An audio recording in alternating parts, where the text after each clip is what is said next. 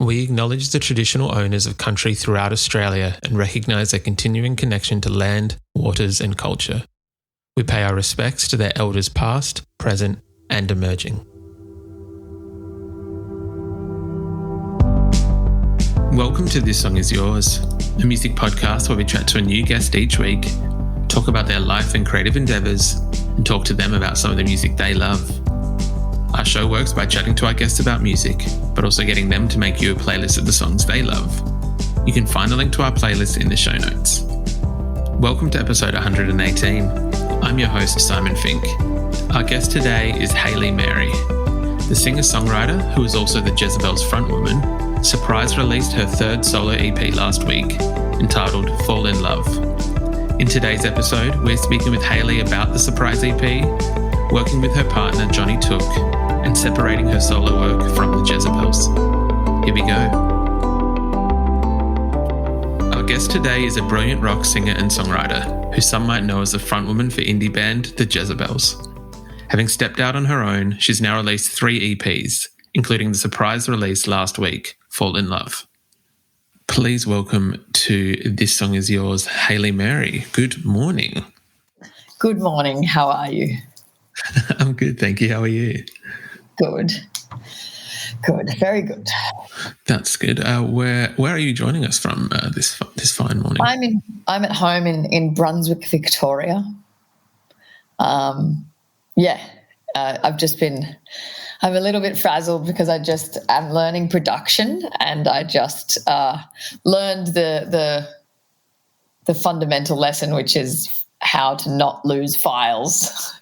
I lost the whole session and I had to start re-recording it again. So I feel a little disheveled, but also like this is one of those fundamental lessons that one learns about saving things properly. So, yeah. I'm very sorry to hear that was lost. It is, I feel like there are times with production or anything like that where it's, this is a lesson that you'll remember. That's why moving forward forever. That's why I'm being grateful for it. I'm like, okay, because at least it doesn't matter. It's not a thing that matters super amount. So it's good. It's better that it happened to this rather than like my debut album or something. Yeah, very fair. Are you teaching yourself? Is it like a self-taught thing? No, I'm studying at Melbourne Polytechnic. I've just done the last year at doing sound production there because I thought COVID hit and I was like, this looks like a good year to study, which was never really something I thought was on the cards before. You know, there was never time when you could just take a year off and study full time when touring was normal. So I was like, I'm just going to hedge my bets that there's not going to be any touring for a year. And I was right. So I just committed to that. And now it's over and touring's opening up. So I kind of nailed that, I feel. Perfect timing. Yeah. You've done it very well. I agree. We are talking today, not for your production skills, but hopefully in the future will be further interviews about your production. We're talking about the surprise EP that came out last week, Fall in Love. Congratulations. Yes. Well, they linked a little bit because I kind of co-produced the single. We did that on Zoom. I mean, look, I don't want to take too much credit, but it was kind of out of necessity. Oscar Dawson from Holy Holy produced it with me, but we were in lockdown, and so we couldn't really do anything in the studio, so I ended up having to do a fair bit of it myself from home and reused a bit of my production. So I'm technically a co-producer on that, so they do relate a little bit, and I feel very proud of that because that's my first co-production.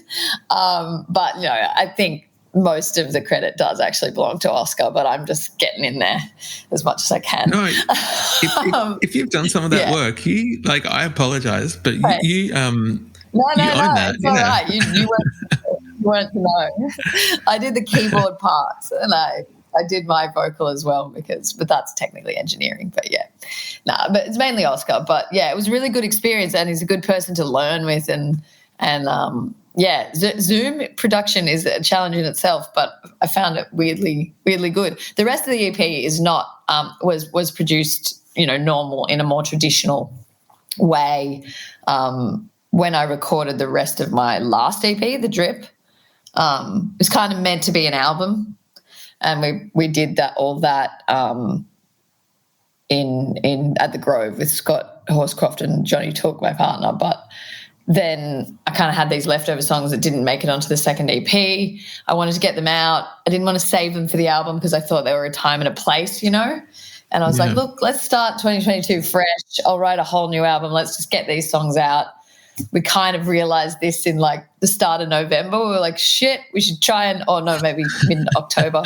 We should try and get these out, but we need one more song. So I roped Oscar into producing the single with me, and we just kind of, it was all a bit of a rush, but I liked the idea of just dropping it and starting new next year.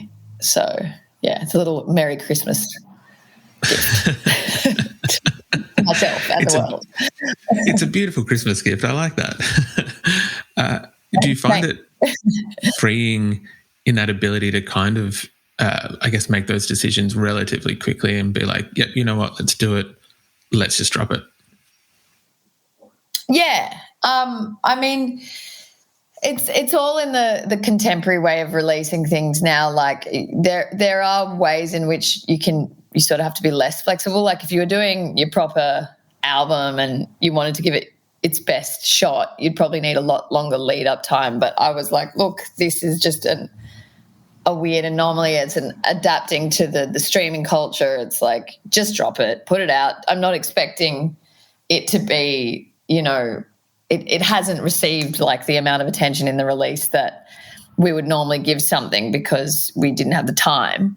But we like on our end, I mean, we just wanted to put it out. But you can do that with streaming, which is good. So yeah, it's just kind of like a keep the momentum up, let people know I'm actually serious about this solo career of mine. I'm not going anywhere. And it's yeah, it is good to be able to adapt, I suppose, in this environment. Have you found that there's much pushback, just kind of touching on what you said then, have you found that there's much, maybe not pushback, but are people not taking this solo venture of yours seriously? No, I don't think it's so much that they're not. It's just that you want to make sure that they know it's not just a little side project for me, for Hayley from the Jezabels. Like it's my main focus now. And maybe in terms of Jezabels fans, there's like the occasional bit of pushback. Like there's a couple people that every time I put something out, they're like, that's great, but like, when are the Jezabels doing something? Or some people have been quite mean and been like, I hate this, do a Jezabels song. And I'm like, dude, this has actually nothing to do with the fact that the Jezabels aren't doing anything. The Jezabels have been inactive for like 5 years, and that's actually not anything on me. Like I was probably the only one that probably wanted to keep going to an extent. I mean, probably everyone's got their different versions of that story, but this is not getting in the way of the Jezabels. This is just something I do because I'm compelled to do it. But so I do think that maybe there are some Jezabels fans that are like, think that I'm stopping it by doing my solo stuff. And it's like, you have no idea what you're talking about. But generally then even in, I guess, supporters, yeah, you always kind of face that challenge when you have something established and then you do something new that it's like, oh, is this a side project or is it something to take seriously?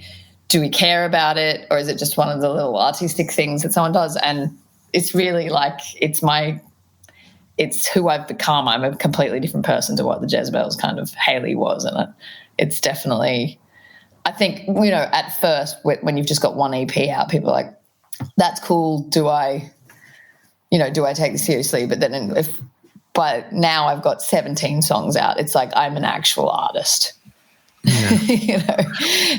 So yeah, I think it's just that consistency and people getting used to seeing you as something other than just the singer of a band that they know. Or yeah, you know. I've always found it fascinating the really diehard fans who feel that the best approach is to insult and then request like not going backwards, but to me, it just doesn't make sense. You'd be like, this stinks, do more Jezebel stuff, because why? Like, I don't know. It just makes that approach just baffles me anyway. It's just a trolling approach, really. It's like, it's the same as even if we were doing the Jezabels, they wouldn't be happy with that. They'd think that we should just do Prisoner again, or maybe we should just do our EPs again. And it's like, basically you want to live in a nostalgic time where you just discovered this band for the first time and they were new and they hadn't changed and no time had passed. And that's kind of the approach to some diehard fans. And it's like, you know, I'm sure, okay, ABBA, huge band, just put out a thing. Diehard fans would be like, some of them would be supportive, some of them would be like, you shouldn't have done that.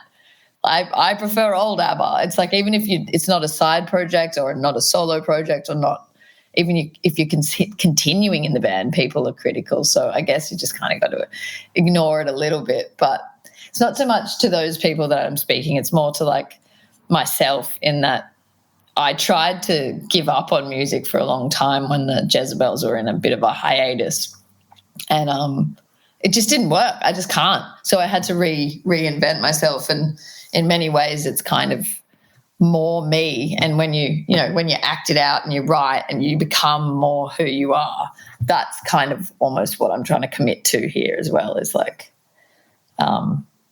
my own sense of purpose through music, I suppose. Yeah, of course. It is not just this EP, but like Hayley Mary as a solo artist is kind of like this fascinating, I don't want to say it's a project, because as you said, it is like your main focus now. I want to give it more credit due than calling it a project. But project works because it's also not all that I am, but it is my main focus. Like I have other side projects, but project suggests more than a release. It's an ongoing thing. So I think project works, but also artist, I suppose, works. But yeah.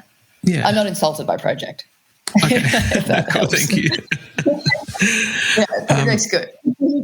I feel that, that there has been like incredible growth, and this is not to disparage anything that the Jezabels have done previously, but even in the few releases that you've put out so far, I feel like there's been this incredible growth, and that it does seem to be kind of like you said, that I feel like sometimes with artists you can tell when the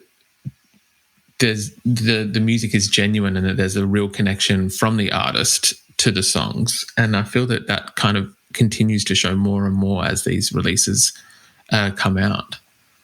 Thank you. Yeah, I think I'm getting better at it. You practice in action with music. Like you can't wait for it to be perfect before you put anything out. You go with it. And yeah, I definitely do feel like I'm me. You know, with a band, it's like, it's not that it lacks authenticity or anything. It's just that it's a culmination of 4 or however many people you've got. And so it's only going to be like a portion of each of those individuals, and a portion of each of those individuals is sort of put aside as the part that doesn't fit in that band. You know, Nick from the Jezabels is like a metal thrash mathcore, like he loves all this weird mathematics side of music, and we tried to incorporate elements of that, but we pushed a lot of that out because we were a pop band. And so he's got his other projects where he gets to be that side of Nick, and same with Heather and her classical stuff. And it's actually quite good for the band when people go off and like allow themselves to be their other selves. It's like not quite like being in an open relationship, because I don't think that could work too well with our personalities. But it's like it helps the whole in a way, because you don't breed resentments where you're crushing a part of yourself or whatever. But I definitely feel that I'm way more myself now, but it's also about time. Like that was 10 years ago that Prisoner came out, our first album. We had, 3 EPs before that. So you're a completely different person. And even if the Jezabels got together now, it wouldn't be the same Jezabels.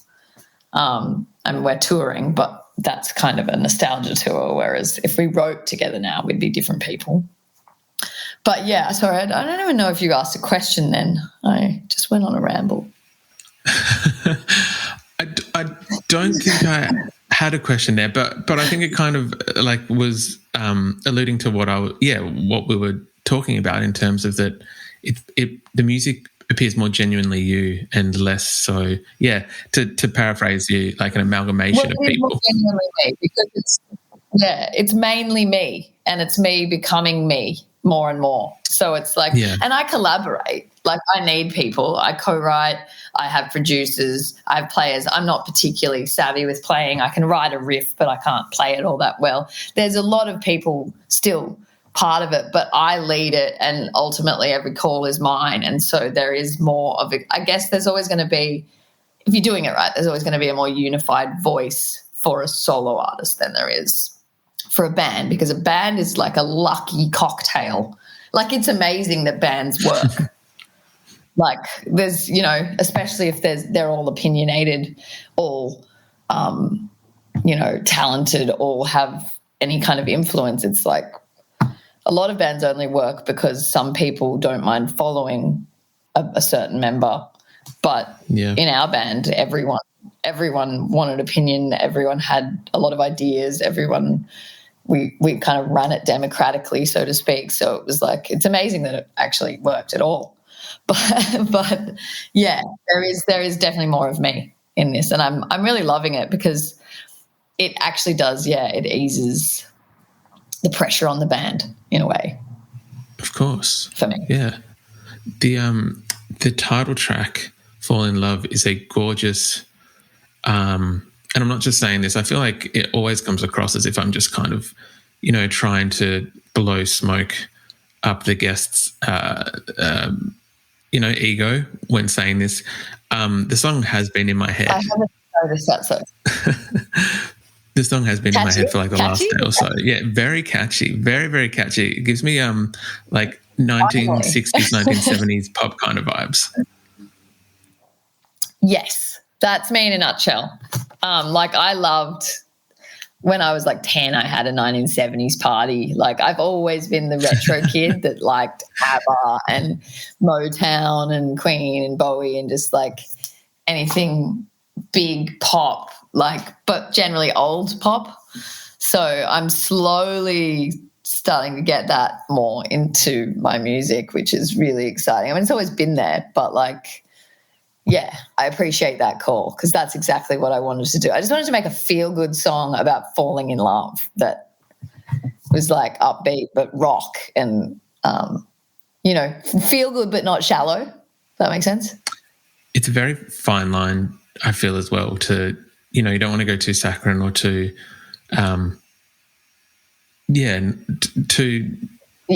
schmaltzy even. I don't know if I've ever heard that word. Schmaltzy. I like it. I'm hoping that it's a word and that I haven't just made it up, but we'll I kind of know what you mean, so it works. It works. Okay, beautiful. There was another track on the EP that I wanted to talk about, which was The Young, which I believe was written with your partner, Johnny. Yeah, I mean, I don't really remember exactly the process of that one. Johnny and I write together a lot to varying degrees. Like, sometimes it's like, properly we get together and write it. Sometimes he just helps me with a little bit. I think the majority of that one I wrote in Scotland. And then, he came in and was like, oh, you should do that here. And I was like, that's a great idea. But I can't really remember it. It wasn't like Brat or something where we, got together to write a song. But he is, a massive kind of – he's, probably the closest thing to have, a musical partner for this solo thing, because it's, you always need that – you don't always, but you often need that feedback that helps you – finish a song or come up with a new way of writing a song or whatever. So yeah, he's been a co-writer on a lot of my stuff to varying degrees, and Yeah, but that one I don't really remember exactly because it was so long ago how much he was involved. But he played on the record as well. He played on all of the songs as usual. He's very supportive of it. The Johnny that we're referring to, your partner, is Johnny Took from DMAs, and I'm just kind of curious, and I realise the irony of this question in that I imagine being a musical couple, both of you being in the public eye, that whether it be to varying degrees that the media has some kind of idea of, you know, like, do you guys sit down and write all your songs together, or do you like always play music together or whatever else? I'm curious, what's the craziest kind of, or the stupidest thing that you guys have been asked or heard in terms of like media or publications, even like myself assuming certain things? No, not that it's crazy stupid. I think there's probably more of a tendency by accident to think that he is like the mastermind behind me sometimes. Like, because he writes a lot of DMA's songs as well. And it's like, I think sometimes if I mention that he's a co-writer, people are like, oh, he wrote that song and she's just the poppy girl that sings it kind of thing. Where it's like, it's really not like that. It's generally my songs and he's helping me with like change a chord, or he suggested a part. Would You Throw a Diamond is the inverse in that that was a song of his that I added to, that a really old song of his that he was like, you should try doing this song. And I was like, oh yeah. And it was like a slow song. It wasn't slow, it was just more chilled. And then I added the ending, like the Would You Throw a Diamond section. So that kind of is kind of a sort of a him being a mastermind. But I think sometimes there is, nothing's ridiculous. It's just you notice in like subtlety of tone that like no one would ever assume that Tommy Odell doesn't write his songs, or over assume Johnny Took's influence in the DMAs, but in me they might over assume his influence, his kind of wizard mastermind producer boyfriend behind the girl singer thing. And it's like, I am running this and Johnny helps me. And a lot of the time I credit him in songwriting because I haven't paid him because I can't afford to. So sometimes I credit him more than he's actually due, but sometimes it's probably less than he's due. But there's always a bit of payment. And he's just basically such a generous soul that like he's the kind of person, if you've ever met him, that like if anyone's a musician, he'd be like, let's do a session, I'll help you out, blah, blah, blah. And he's not, and he kind of pushes people and brings the best out. So I don't want to like undersell his influence. He's helped me become myself a lot. But I was a songwriter and I'd finished many songs before I met Johnny. So it is funny when it's like, well, I don't want to undersell his influence because he's kind of seen potential in me before I could see it as a solo artist. But at the same time, musically, like I'm very capable and I am running this show. So it's like, yeah, it's a tricky pickle, but we don't really let it affect us. Like I kind of live under a rock in terms of that stuff. And in terms of like fame or media attention, he gets a lot more than me because I'm just starting out and all he ever does is just like sing my praise and try and tell people about me. He's like my biggest publicist. So it's probably more me that's the underdog and being like, he doesn't write all my songs, by the way, you know, like he helps me a bit. But that's because I'm the smaller artist, and also there's a little bit of a gender thing that going on where assumptions do sort of subconsciously happen, I think, with people. But it honestly, it doesn't bother me so much because the songwriting splits are what they are. And if people think I'm some pop chick that's being written for all the time, that's fine. I'm still making the majority of the royalties, so I don't really care what people think. But also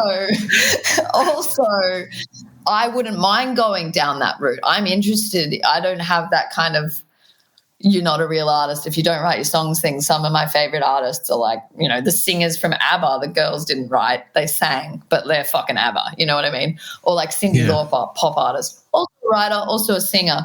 All those old school artists that I love, like the Motown singers and all that stuff, they were performers that sometimes wrote, but I'm open to singing other people's songs and co-writing with people, and I'm doing a lot more co-writing now. But yeah, I mean, to answer your question, that is probably the main point where sometimes he sort of overshadows me a little bit, I feel, because he is such a beautiful, big, magical presence.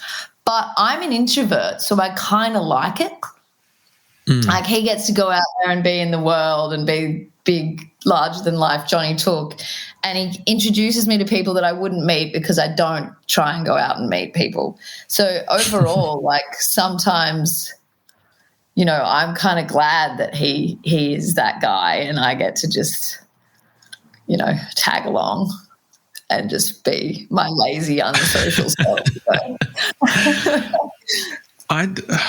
Again, it's something that just confuses me, because surely, fair enough, you can go, oh, he had a hand in it, but to assume that, like, you've also had how many years? It's 10 years since Prisoner. Like, there's also a songwriting background with yourself. I think that's a very unfair assumption. That was a band. I mean, maybe people don't assume. Like, some people, like, it always trips me out when people ask if I write in the Jezabels. I'm like, yeah, I write the entire vocal melody and sometimes the chords, and some, like, not always. That was always democratic. Like, you know, we all influence, but it's like, yeah, I wrote the lyrics and the melody. That's a lot of the song. But like, in all of the songs, 100% of the songs. But there is kind of like an assumption, I guess, maybe, that sometimes girls sing. Every artist is different, you know, like, sometimes you think it'd be a certain way and it's not. Like, the bass player's writing all the songs, or the singer's running the whole show and everyone else is just going for the like.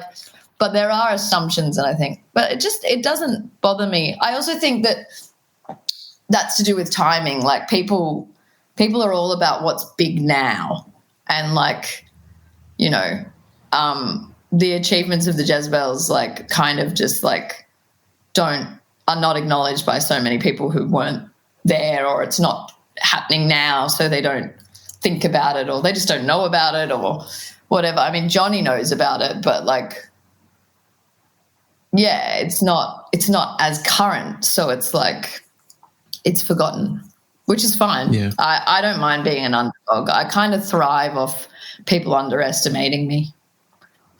That's very, very fair. I like that. Hayley, usually it gives me something to prove. Yeah, definitely. We would usually ask our guests what they're currently listening to. Is there any album or track at the moment that's taken your fancy? I've really got to listen to more music. Far out. Okay, but, you know, it's hilarious that I'm saying this, because, like, I'm just talking about Johnny, but, like, from DMAs, who is so very Britpop. But I actually did listen to the new Liam Gallagher record the other day, and it made me feel really good. Like, I was jogging. It was like, this is really feel good music. And it inspired me to go through and listen to the entirety of the Beatles catalogue. So I'm currently listening to a Beatles album a day from the beginning to the end. I'm up to the White Album now. Solid. So, yeah, so it sounds really lame, but I'm listening to the Beatles at the moment because I realised I didn't ever listen to them. You know, you just know them. 100%. Yeah. It's tracing, listen to every album start to finish and that kind of thing. And because I love classic songwriting, and a lot of the time you don't acknowledge, it's just part of the fabric of life, bands like the Beatles. Yeah. And so it's good to kind of focus on them again. And I think I'll probably continue in my journey into the classics after that, maybe move to the Rolling Stones, and just just get back into the basics. 100%. I am recently, there's nothing wrong with that. I recently did the same thing, revisited the Beatles and kind of took on a more almost like studying approach in terms of just knowing all the hits that are, as you said, part of the fabric. Went and listened to like the weird album tracks that you don't really listen to or whatever else. And it's good songwriting. Yeah, it's great songwriting, and it guitar music and classic songwriting, like they have their ebbs and flows, but I do think that like they're always it's a big part of my like realizing what I'm about as a solo artist, in that like that was always what I was trying to push on the Jezabels, that more classic kind of thing, and they had like these awesome abilities to like color it in different ways or twist it or make it different, and that's cool, and that was what it was. But I'm just realizing like that's who I am as a songwriter. I love that like old school classic songwriting. I struggle. It's probably to do with my limited musical knowledge, if I'm honest, but I struggle to desire to do anything else at the moment. So it's good to kind of school myself on it. It was always just like instinctual before, whereas now it's like, hold on, let's look into this. What can I learn from the people that I've just been accidentally copying? Why don't I just consciously copy them? Yeah. So, yeah. No, that's cool. Hayley, thank you very much for joining us on the podcast today. I do appreciate it. Yeah, I'm sorry if it's not super fresh to say I'm listening to the Beatles at the moment, but I am. Nothing wrong with that. Thank you again. Thanks for having me.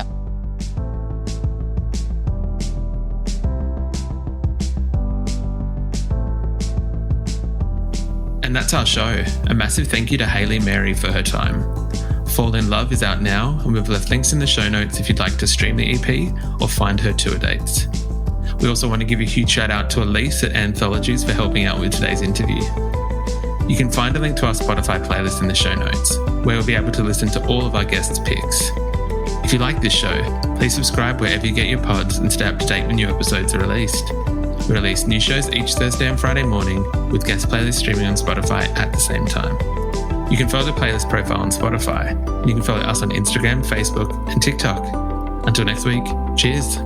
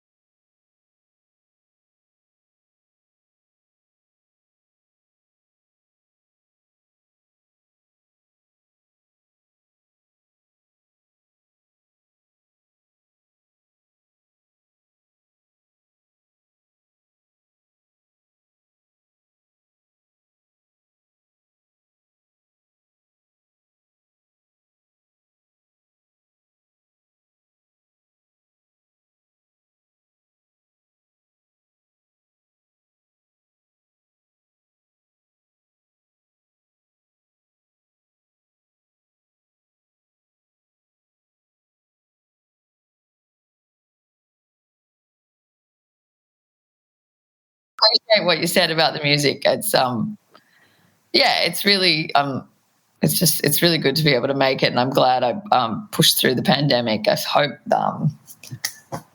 I feel like it's going to be paying off this year, all the live stuff, so it's really exciting.